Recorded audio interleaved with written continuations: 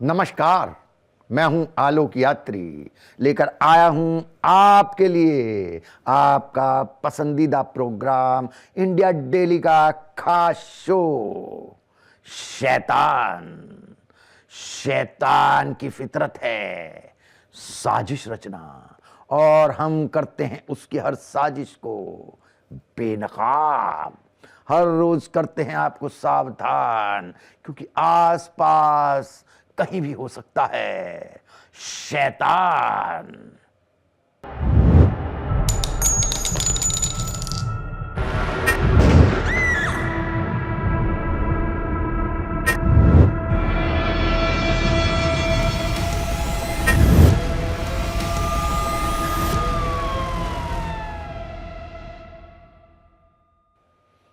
बिहार में बदमाशों में नहीं रहा पुलिस का खौफ। स्टेशन से छूटते ही गया हावड़ा एक्सप्रेस में बदमाशों ने खेला ट्रेन में खूनी खेल। एक युवक को सिर में मारकर गोली उतार दिया मौत के घाट। खूनी वारदात के बाद मच गया कोहराम। चलती ट्रेन से कूदकर हत्यारे हो गए फरार। डेड बॉडी के पास मिले जमीन के कागजात। इसी एंगल पर पुलिस ने शुरू की जांच पड़ताल।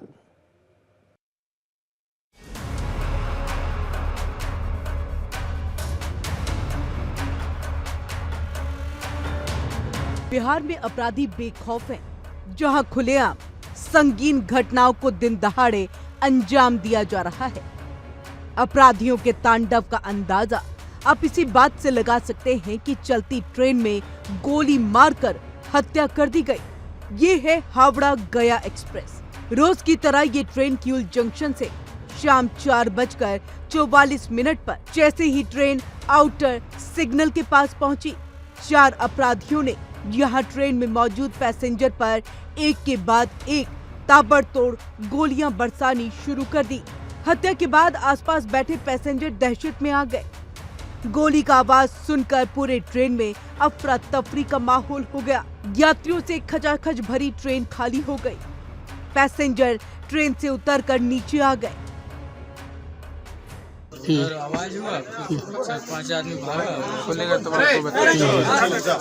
जानते जो हम लोग अपना हड़बड़ाने लगा इधर। कहाँ से कहाँ जा रहे थे आप? हम जा रहे थे तेलिया से। अच्छा, कितना बजे घटना घटी है ये? से पहले ही में थे। चलती ट्रेन में हुई इस वारदात के बाद मौजूद अन्य यात्री सहमे हुए थे। सूचना मिलने पर स्थानीय पुलिस और आरपीएफ के जवान घटनास्थल पर पहुंच गए और मामले की छानबीन में जुट गए। ये घटना हुआ है गया हावड़ा एक्सप्रेस ट्रेन किऊल से खुलने के बाद में लगभग आधा किलोमीटर 1 किलोमीटर आई तो इंजन से दूसरा कोच में एक यात्री को गोली मार दिया गया और अपराधी उत्तर तरफ बाएं तरफ उतर के भाग गया। ऐसा जानकारी मिला। हम लोग तुरंत आए तो यहाँ पे देखे यात्री मृत पड़ा हुआ है और उसके कनपट्टी दाहिने साइड कनपट्टी में गोली का निशान है। एपीएसटी को खबर कर दिए हैं, आगे हैं जांच पड़ताल कर रहे हैं। और प्रथम दृष्टया उसके पास जो बैग मिला है उससे पता चलता है कि उसका नाम धर्मेंद्र कुमार शाह था। लगभग उम्र 30-32 वर्ष। पिता का नाम सहदेव शाह, महिसोना गाँव का रहने वाला है, तेतरहट थाना अंतर्गत आता है। और उसके पास जो पेपर और कागजात मिला है वो जमीनी विवाद से संबंधित है। जमीनी विवाद है और केस से संबंधित कागजात है। तो उसका हम लोग अभी अध्ययन नहीं किए हैं, अध्ययन कर लेंगे तब और डिटेल पता चलेगा। जानकारी के अनुसार हावड़ा गया एक्सप्रेस में धर्मेंद्र शाह किसी काम से जमालपुर जा रहा था और इस बात की खबर बदमाशों को लग चुकी थी। 4 से 5 की संख्या में आए नकाबपोश बदमाशों ने धर्मेंद्र शाह के सिर में गोली मार दी। ट्रेन में मौजूद लोगों के मुताबिक वारदात को अंजाम देने के बाद बदमाश ट्रेन से कूदकर भाग गए। मृतक के बैग से पुलिस को संपत्ति से जुड़े कागजात मिले हैं, जिससे ये अनुमान लगाया जा रहा है कि जमीनी विवाद के चलते वारदात को अंजाम दिया गया है। चलती ट्रेन में हुई हत्या के बाद ट्रेन में सुरक्षा को लेकर सवाल खड़े हो रहे हैं। रेलवे इंस्पेक्टर अरविंद कुमार ने कहा जबकि शव को पोस्टमार्टम के लिए भेजकर छानबीन शुरू कर दी गई है। जिस यात्री को गोली मारकर अपराधियों ने मौत के घाट उतारा, वो घर का इकलौता भरण पोषण करने वाला था। घर की माली हालत खराब होने के चलते अपना जमीन बेचकर गुजर बसर कर रहा था। इसी सिलसिले में वो जमीन का कागजात लेकर घर से जमालपुर भी जा रहा था। अब घर की बची खुची आखिरी उम्मीद भी खत्म हो गई है। पुलिस अब सभी पहलुओं पर जांच कर रही है, जिसके बाद खुलासा हो पाएगा कि हत्या की असल वजह क्या थी। Bureau report, India daily.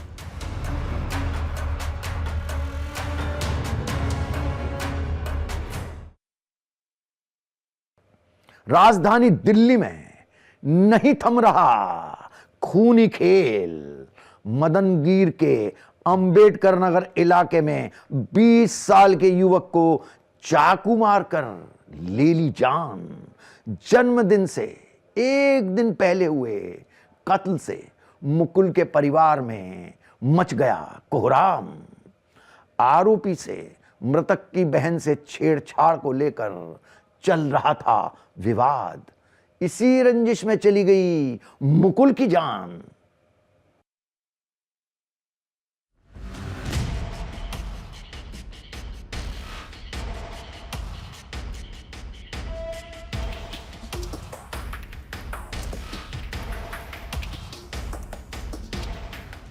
Delhi में आए दिन अपराध के मामले लगातार बढ़ते चले जा रहे हैं।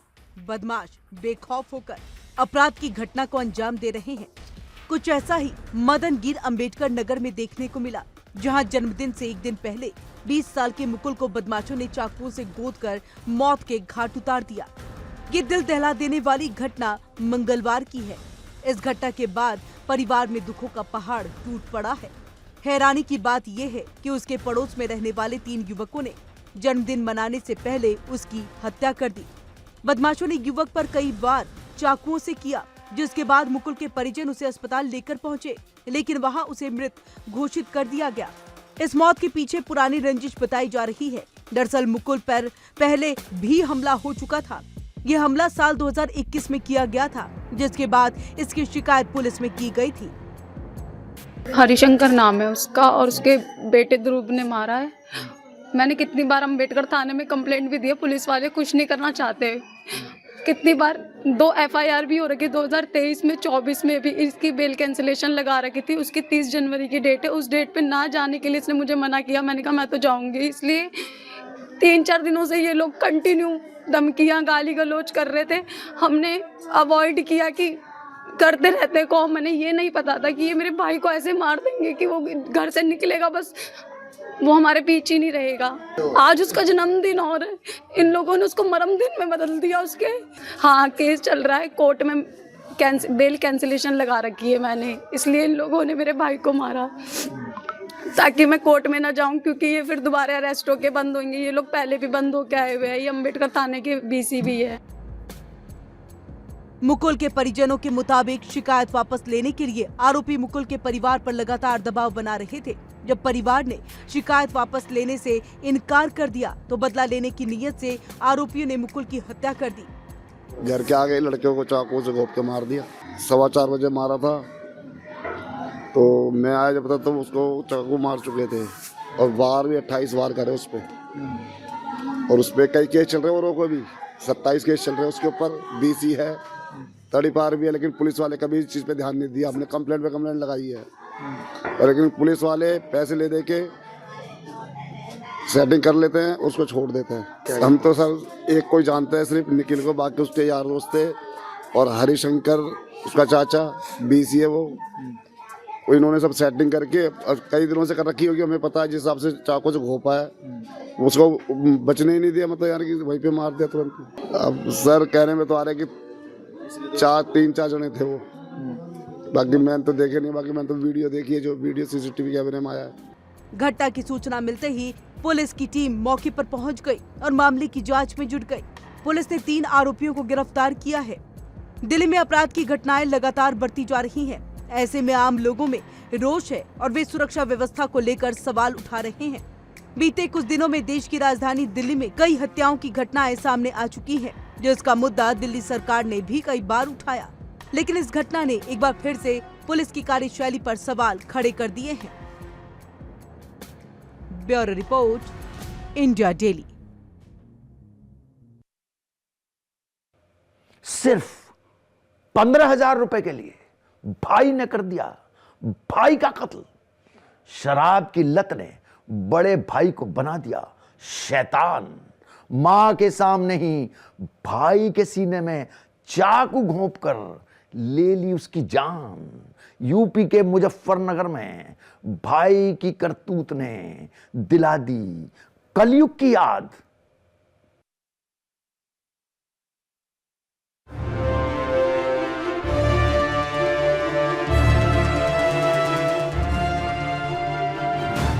यूपी के मुजफ्फरनगर के बरवाला गांव में मातम पसरा हुआ है। जिसने भी सुना इलाके में रहने वाले लोग सन्न रह गए, लेकिन पुलिस की गिरफ्त में इस युवक के चेहरे पर जरा सा भी गम नहीं है। अब जो सच्चाई आपके सामने आएगी उसे सुनकर आपके पैरों तले जमीन खिसक जाएगी, क्योंकि महज 15,000 रुपए के चलते भाई ने भाई की चाकू मारकर हत्या कर दी। बरवाला गांव में सोमवार देर रात दो परिवारों में किसी बात को लेकर विवाद हो गया था। पारिवारिक विवाद देखते ही देखते इतना बढ़ गया कि एक भाई ने अपने सगे भाई की चाकू घोंपकर हत्या कर दी। तस्वीरों में नजर आ रहा कृष्णपाल अब इस दुनिया में नहीं है और सगे भाई का हत्यारा आरोपी प्रेमपाल इस वक्त पुलिस के शिकंजे में। कल देर शाम थाना शाहपुर पर सूचना प्राप्त हुई थी कि एक व्यक्ति ने अपने भाई को हत्या कर दी है ग्राम बरवाला थाना शाहपुर में। इसमें मैं स्वयं सीओ बुढ़ाना थाना शाहपुर की पुलिस फील्ड यूनिट मौके पर पहुंचे थे। इसमें परिवार से तहरीर प्राप्त कर मुकदमा पंजीकृत किया गया था। इसमें कल देर रात को ही इसमें थाना शाहपुर द्वारा जो मेन अभियुक्त है उसको गिरफ्तार कर लिया गया है। उससे विस्तृत पूछताछ से पता लगा कि इनके 3 भाई थे, कृष्णपाल, जोगिंदरपाल और प्रेमपाल। प्रेमपाल इसमें सबसे बड़ा था। ये बीएससी मैथमेटिक्स पास है। ये प्राइमरी स्कूल पुरकाजी में पढ़ाता है। जोगिंदरपाल पुलिस में नोएडा में पोस्टेड है और कृष्णपाल जो है वो एक खेती का कार्य करता है। तीनों भाइयों की ज़मीन को कृष्णपाल ही संभालता था और उस पर खेती का कार्य करता था। प्रेमपाल की शादी नहीं हुई थी, वो अपने भाई कृष्णपाल के साथ ही रह रहा था। कृष्णपाल और प्रेमपाल के बीच में पैसों को लेकर के विवाद था, खेती के पैसों को लेकर इनमें विवाद था। डेली इनमें झगड़ा होता था और वाद विवाद होता था। और कल ऐसे ही जब एक झगड़ा हुआ तो आवेश में आकर के कृष्णपाल की हत्या प्रेमपाल द्वारा कर दी गई। प्रेमपाल उस समय सब्जी काट रहा था, तो सब्जी काटने वाले चाकू से ही उसकी जो हत्या है कृष्णपाल की प्रेमपाल ने की। इससे हमें मेन जो अभियुक्त इसमें प्रेमपाल है उसको पुलिस द्वारा गिरफ्तार कर लिया गया है। उससे आला कत्ल बरामद कर लिया गया है और उसे न्यायिक हिरासत में भेजा जा रहा है। रोज की तरह सोमवार की रात कृष्णपाल सिंह अपनी मां ओम बीरी और अपने बड़े भाई प्रेमपाल के साथ घर पर बैठा था। इसी दौरान जमीन के रुपयों को लेकर विवाद शुरू हुआ। बात बढ़ने पर बड़े भाई ने छोटे भाई के सीने में चाकू घोंप दिया और घटना को अंजाम देने के बाद मौके से फरार हो गया। शोर शराबा सुनकर आसपास के लोग मौके पर पहुंचे और घायल कृष्णपाल को आनन फानन में इलाज के लिए मुजफ्फरनगर के निजी अस्पताल ले गए, लेकिन तब तक देर हो चुकी थी और डॉक्टरों ने मृत घोषित कर दिया। दरअसल बरवाला गांव में दोनों सगे भाइयों के बीच जमीन का खूनी विवाद लंबे समय से सुलग रहा था। आरोपी भाई जो पेशे से शिक्षक था, जमीन के लिए रुपए की मांग करता था। रुपयों को लेकर एक साल में कई बार कहासुनी हुई थी, लेकिन परिवार के लोगों ने बीच बचाव कराया था। लेकिन कहासुनी से मामला हत्या तक पहुंच गया। पुलिस की जांच में पता चला कि आरोपी शराब पीने का आदी है और हत्या करने से पहले शराब भी पी थी। पुलिस ने शव को पोस्टमार्टम के लिए भेज दिया है और आरोपी को गिरफ्तार कर जेल भेज दिया।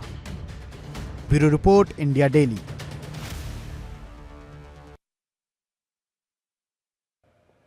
पति पत्नी का रिश्ता होता है खास। जिंदगी के मुश्किल दौर में भी निभाते हैं साथ, लेकिन इंदौर में पत्नी के जुल्म से त्रस्त पति ने जीवन लीला कर ली समाप्त। सुसाइड नोट में पत्नी, सास और सालियों को भी बताया मौत का जिम्मेदार। पूरी रिपोर्ट देखकर याद आ जाएगा अतुल सुभाष।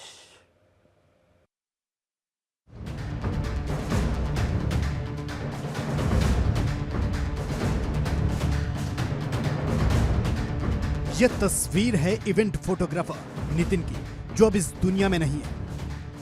इस युवक ने आत्महत्या से पहले 14 पेज का एक सुसाइड नोट लिखा और कहा, this for only mummy. Mummy सुनो, मेरे जाने के बाद तुम रोना मत और ना ही किसी को रोने देना। अगर तुम लोग रोगे तो मुझे मरने के बाद भी तकलीफ होगी। मम्मी मैं आऊंगा वापस तुम्हारा बेटा बनके। मेरी मौत का कारण सिर्फ और सिर्फ पत्नी, सास और साली है। इसमें छिपे दर्द को सुनकर और पढ़कर आपका कलेजा दहल जाएगा। बेंगलुरु के अतुल सुभाष की तरह इंदौर में भी एक युवक ने दहेज प्रताड़ना के केस से तंग आकर खुदकुशी कर ली। अपने आत्महत्या से पहले उसने एक सुसाइड नोट लिखा जिसमें पत्नी, सास और सालियों को अपनी मौत का जिम्मेदार बताया है। थाना बाणगंगा क्षेत्र में एक मर्ग हुआ है यादव नंद नगर में। नितिन पड़ियार करके 30 वर्षीय युवक है। इसका अभी प्रारंभिक जानकारी ये मिली है कि वर्ष 2019 में इसने प्रेम विवाह किया था राजस्थान की किसी बालिका से। शादी के एक आध साल बाद इनमें डिस्प्यूट पैदा हुए। फिर वो बालिका राजस्थान वापस चली गई। वहाँ उसने कुछ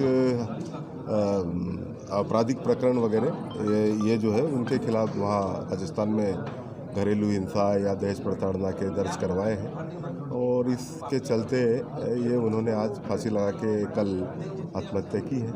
अभी मर्ग कायम है, देखते जांच में आगे। यादव नंद नगर में सोमवार रात परिवार के सदस्यों ने फंदे पर लटका हुआ पाया।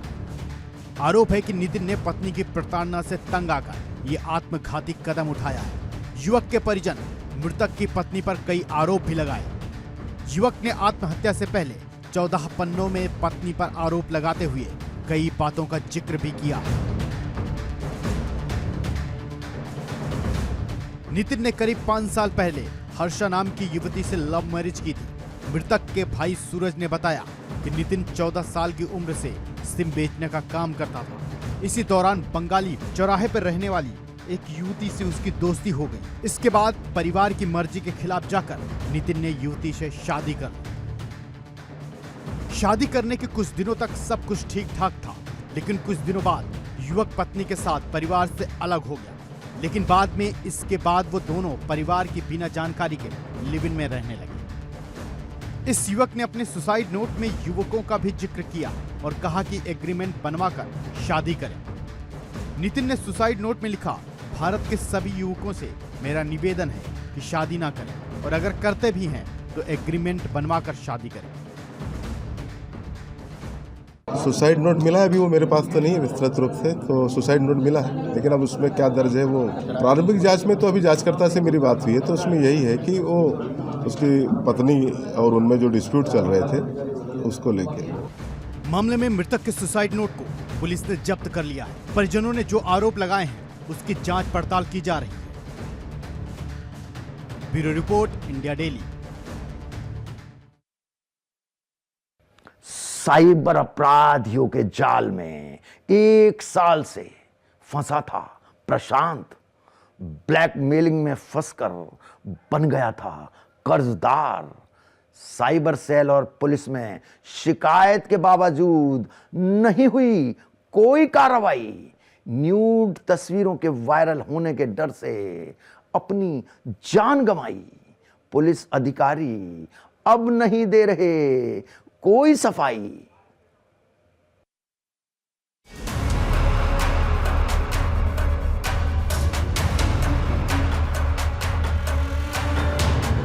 देश भर में साइबर अपराधियों के हौसले बुलंद हैं।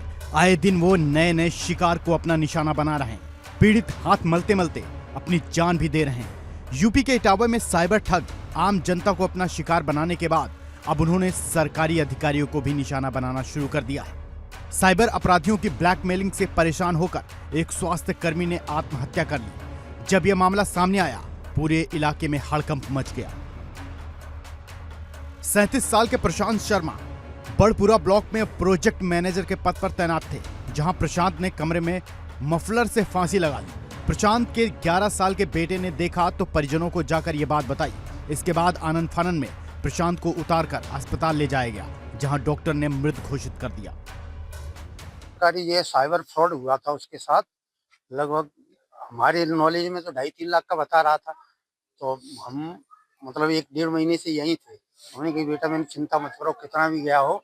तो हमने उसे पैसे भी निकाल के दिए। हम भी इंटर कॉलेज प्रिंसिपल से रिटायर थे, तो हमने 5-6 लाख रुपए निकाले दिए। मैंने ज्यादा हो गया हो तो और देंगे, लेकिन वो तब से अश्लील फोटो पे भेज रहा था। आज भी उनके साथी हैं जो बता रहे, आज भी उसका 1 लाख का फोन आया, 1 लाख जमा करो। उससे डिप्रेशन में था। पैसे तो निकले थे दिवाली के आसपास, और तब से चल ही रहा है। तब से 3 बार, वो एक बार 67,800 निकले थे, तो उसमें जब रिपोर्ट की थी साइबर, उसमें तो 24,800 रुपए वापस आ गए थे, लेकिन बाकी और नहीं आए। दरअसल करीब 1 साल से साइबर अपराधियों के निशाने पर ये स्वास्थ्य कर्मी थे। साइबर अपराधियों ने पहले न्यूड वीडियो भेजा, बाद में उसी वीडियो का फायदा उठाकर धमकी दी और पैसे मांगने लगे। इस दौरान प्रशांत का अकाउंट तक हैक कर लिया। इतना ही नहीं, ठगों ने न्यूड तस्वीरें सोशल मीडिया पर लीक करने की धमकी तक दे डाली। मृतक के पिता ने बताया कि साइबर सेल को साइबर ठगों के ब्लैकमेल किए जाने की शिकायत भी की थी, लेकिन कोई कार्रवाई नहीं हुई। प्रशांत की भांजी ने भी बताया कि मामा को कोई ब्लैकमेल कर रहा था, लेकिन प्रशांत इस ठगी और ब्लैकमेलिंग के चलते परेशान रहने लगा। उसे बदमाशी की चिंता खाई जा रही थी। मेरे मामा जो थे उनको कोई ब्लैकमेल कर रहा था, और ब्लैकमेल में वो पैसे मांगता था, बल्कि उनको वीडियो भेजता था। न्यूड वीडियो था उनका, और वो ये कहता था कि मतलब सब कुछ उनका हैक कर रखा था, उनका अकाउंट वगैरह, फोन पे नंबर, सब कुछ। तो इसके जरिए उनको प्रेशर दिमाग में बहुत हुआ था। उन्होंने सबसे कर्जा ले रखा था, और बाकी का वो जो भी टेंशन हो उनकी, वो मुझे नहीं पता, बट मुझे उन्होंने इतना ही बताया कि ऐसे ऐसे ब्लैकमेलिंग हो रही है और मुझे मतलब प्रेशर आ रहा है दिमाग में। तो नहीं पता मुझे, बट समथिंग 1 साल हो गया उनको। जी, उन्होंने साइबर सेल में शिकायत दर्ज करवाई थी, लेकिन कोई रिस्पांस नहीं लिया गया वहाँ से। वो परेशान हो गए, परेशान होकर उन्होंने आत्महत्या कर ली। पुलिस में शिकायत के बावजूद कोई सख्त कदम नहीं उठता देख प्रशांत को आखिरकार एक आत्मघाती कदम उठाना पड़ा। जिला अस्पताल की इमरजेंसी में तैनात चिकित्सा अधीक्षक ने बताया कि यहां स्वास्थ्य कर्मी प्रशांत कुमार को लाया गया था, जिन्होंने फांसी लगाकर सुसाइड कर लिया है। उनका शव पोस्टमार्टम के लिए भेज दिया गया है। उनके परिवारजन लेके आए थे, उन्होंने सूचना दी है कि मतलब जो प्रशांत नाम के व्यक्ति हैं, उन्होंने फांसी लगाई हुई है, घर पे खुद ही सुसाइड किया। उनके भांजे लेके आए थे, जो कि उन्होंने अपना नाम बताया था। तो ये समथिंग 37 ईयर्स बताइए। इस घटना से परिवार में कोहराम मचा हुआ है। पत्नी का रो रो कर बुरा हाल है। फिलहाल पुलिस ने पूरे मामले को लेकर जांच पड़ताल शुरू कर दी है। Bureau report, India daily. हमारे शो में आज बस इतना ही। अगली मुलाकात तक आप रहिए सावधान, क्योंकि आसपास कहीं भी हो सकता है शैतान।